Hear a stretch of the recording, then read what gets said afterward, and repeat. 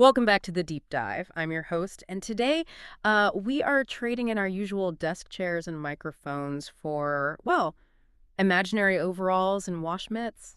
We are indeed. I'm your resident expert for today, and it is definitely time for a bit of a garage session. Because today we are taking on the role of digital car detailers. We're looking at a product that is, it's effectively a legend in British car care world. Oh, absolutely. If you've ever walked down the automotive aisle of a hardware store or, even a big supermarket, you have seen this bottle. You know the one. Right, the white plastic square shape, that classic green label. We are, of course, talking about the AutoGlym Bodywork Shampoo Conditioner. An absolute staple. Yeah. The manufacturer claims this stuff has cleaned millions of cars. And honestly, considering how long it's been on the shelves, that is probably not an exaggeration. Not at all. It's the product your dad probably used, and maybe his dad too. Millions of cars. But here is the mission for our deep dive today. Just because something is a classic doesn't mean it's actually good, right? Technology moves so fast. So we've pulled together a massive stack of materials. We've got the technical data sheets, we've got detailed usage guides from high-end detailing pros, and we have completely trawled through the trenches of real-world user reviews. There's very rigorous stress tests in there. Exactly. And we want to answer one question. Is this product just nostalgia in a bottle, or is it actually a paintwork savior in 2026? It's a really valid question to ask. I mean, car care technology has just exploded in the last 10 years. Oh, yeah. You have ceramics, graphene coatings, these crazy snow foams that look like shaving cream. The market is completely crowded. So going back to a simple shampoo and conditioner, it requires us to really look at the chemistry. Does it hold up against the modern heavy hitters? Exactly. We need to break this down like we're inspecting a paint job with a swirl light. No stone or wheel arch left unturned. We're going to look at lubricity, the gloss, the water behavior. The hydrophobics for the nerds out there. Right, the hydrophobics, and of course, the value. Yeah. So let's unscrew the cap and look inside. What exactly is this stuff? So if we look at the core identity of the product, based on the manufacturer's description and the safety data, it acts as a pH-neutral, concentrated shampoo. Yeah. But the key word in the name isn't shampoo, it's conditioner. Right, it's a two-in-one. Now, usually when I hear two-in-one, like with shampoo and conditioner for your hair, I immediately think, jack of all trades, master of none. In hair care? Maybe. Yeah. But in the detailing world, that distinction is very specific and actually quite clever. How so? Well, think about a standard detergent, like dish soap or a really cheap car wash. Its primary job is simply to strip things off. Right. It grabs oil, grease, dirt, and just pulls it all off the surface. Which sounds good because you want the car clean. You do, but here's the catch. Car wax and sealants are also technically oil or lipid-based layers. Oh, I see where this is going. Yeah, a harsh detergent can't tell the difference between road grime and that expensive carnival wax you spent 4 hours applying last Sunday. It strips everything. So you wash your car to make it look good, but you're actually stripping away its protection. Exactly. This AutoGlym product is designed to be amphoteric, in a sense. It cleans the dirt, but it leaves something behind. The documentation describes it as a water-repellent film. A film. Now, film usually has a negative connotation, like a greasy window. Yeah, in this context, though, it's totally positive. Think of it as a molecular shield. The goal here is preservation. Okay. It's designed specifically not to strip your existing wax or sealants, but to actually nourish them. It cleans away the contaminants sitting on top of the wax, and then deposits a fresh, sacrificial layer right on top of it. Sacrificial layer. I really like that term. It's like a bodyguard for your wax. Precisely. It takes the beating from the rain and the road grime so your underlying protection doesn't have to. It extends the life of the work you've already done. That makes total sense. Now, before we get too deep into the chemical engineering side of things, I have to mention the one thing that came up in almost every single user review we looked at. The sensory experience. The smell. It is legendary. The data officially describes it as fruity fresh, but specifically, everyone says the exact same two words. Pear drops. Ah, that classic British boiled sweet. Exactly. It's sweet, tangy, maybe a little bit chemical, but in a really pleasant way. It seems to be a huge part of the user experience. You aren't just washing a car, you're engaging in this sensory, almost nostalgic ritual. Which is incredibly smart branding. Yeah. It makes the chore of washing the car feel a bit more rewarding. Totally. But we do need to drop a massive safety warning right here at the top. While we're talking about what this product is, we have to talk about what it's absolutely not for. This was in the FAQ, right? I was actually surprised by how emphatic this warning was. It's crucial because car trends have changed so much. Because this is a conditioner that adds gloss and fills in microscopic imperfections, the manufacturer explicitly states, do not use this on matte or satin paint. Oh, wow. So if you have one of those cool flat finish frozen paint jobs or a matte vinyl wrap, this is just a no-go. Absolute no-go. Think about how matte paint works. It actually has a microscopic rough texture that scatters light so it doesn't shine. Right. It diffuses the reflection. Exactly. But this product is designed to fill in textures and create a perfectly smooth surface to reflect light. If you use this on a matte car, you will create a patchy, shiny, awful mess that is very hard to fix. That is a very expensive mistake to make with an 8-ton bottle of soap. It really is. Yeah. This is strictly for glossy paintwork, metallic finishes, ceramic coatings, and clear coats. If your car is meant to shine, use this. If it's meant to look stealthy, stay away. Good catch. Okay, so we know what it is. It's a pear-smelling, pH-neutral soap that leaves a shiny film. Now let's talk about actually using it, because this is where the controversy starts. Ah, yes, the low foam debate. It's a real divider, isn't it? So I'm reading the recipe from our guides. It says specifically 2 capfuls of shampoo into 10 liters of water, and you can use warm or cold water, just not hot. Pretty standard instructions so far. But then you get to the user reviews. Specifically, there's a user named Sean, and there's a whole FAQ section on one of the expert sites about this. People are confused, they're mixing it up, they're blasting it with the hose, And where are the bubbles? Exactly, where are the bubbles? This is the biggest psychological hurdle for new users of this product. We've been completely conditioned by marketing to believe that cleaning power equals a giant mountain of thick white foam. We see it on Instagram all the time. The car looks like a snowman covered in shaving cream. Yeah, if it's not sudsy, is it even cleaning? That's the gut instinct. I want to see the suds working. But according to the chemistry here, that is a total misconception. The literature explains that the lack of foam in this bodywork shampoo conditioner is completely intentional. Intentional. Yes, it's a low foaming solution. Yeah. The logic is that bubbles are literally just air trapped in soap. The air bubbles don't actually clean the car. Right. The liquid solution touching the paint does the cleaning. So why suppress the foam, though? Why not just let it bubble to make people happy? Give the people what they want. It comes back to that film we talked about. It contains a specific rinse agent. The technical breakdown explains that by keeping the foam low, it allows the solution to do its secondary job, which is sheeting. Okay, sheeter. If you have thick, sticky suds, like you get with high foaming snow foams, they are chemically designed to cling to the surface. To dwell on the dirt. Right, which makes them much harder to rinse off.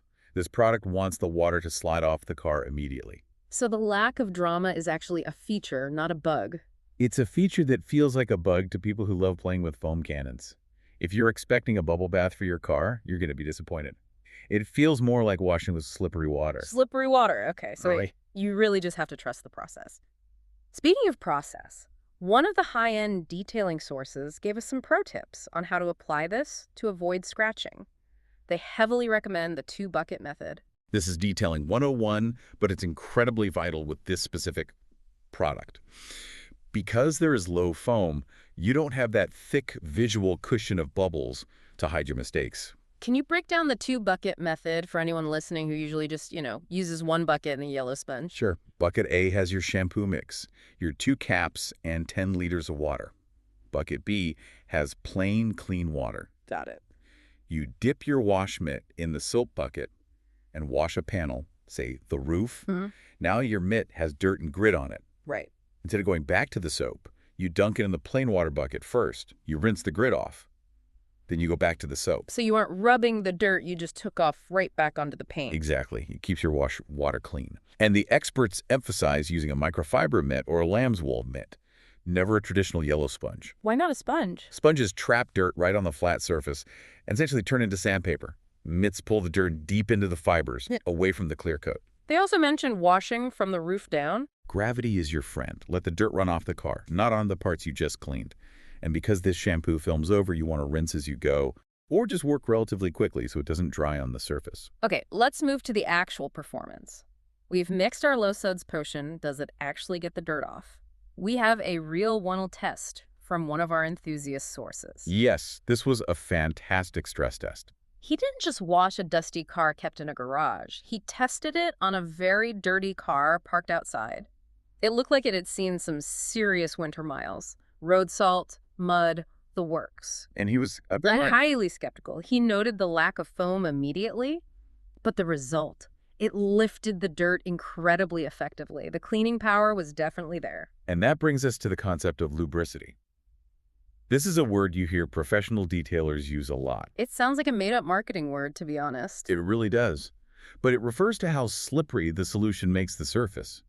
Even though AutoGlym doesn't have the bubbles, the data insists it creates a rich, stable lather. Even if it's thin. Right. Even if it's thin, it allows the wash mitt to just glide. So you aren't dragging debris across the paint. Correct. Dragging debris creates swirl marks. Those horrible spiderweb scratches you see in direct sunlight, especially on black cars. The conditioner aspect of this shampoo creates that slip.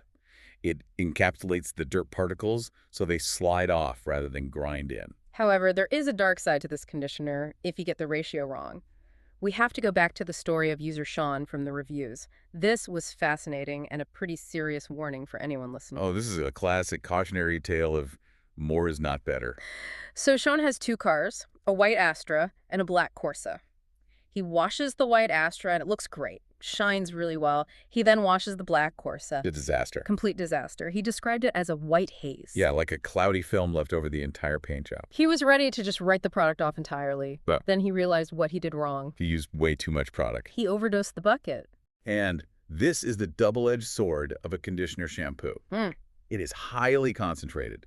If you put in too much, that protective film we praised earlier becomes a visible residue. Because it's solid, suspended in the liquid, right? Exactly. If you put too much solid material on the paint, it simply can't rinse away cleanly. It's like putting way too much conditioner in your hair. It doesn't get shiny, it just gets greasy and heavy. That's a perfect analogy. On the white paint, Sean didn't see it because the haze is whitish.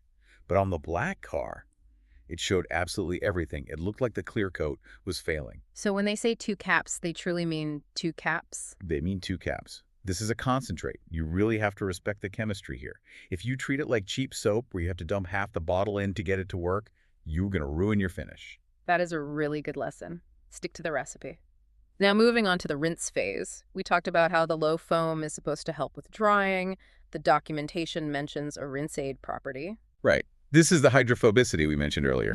The shampoo actively changes the surface tension of the paint. Let's break that down. Usually in car photos, we want water to bead, right? Those tight little round droplets. We do, mostly for show.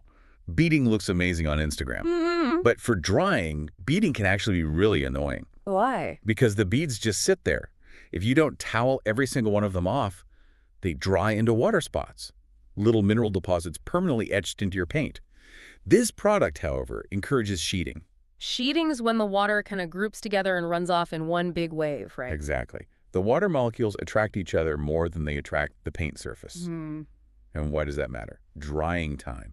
Right. If the water runs off by itself, there is physically less water for you to towel off. And less touching with the towel means less risk of scratching the paint. Correct. And less water left behind means fewer water spots.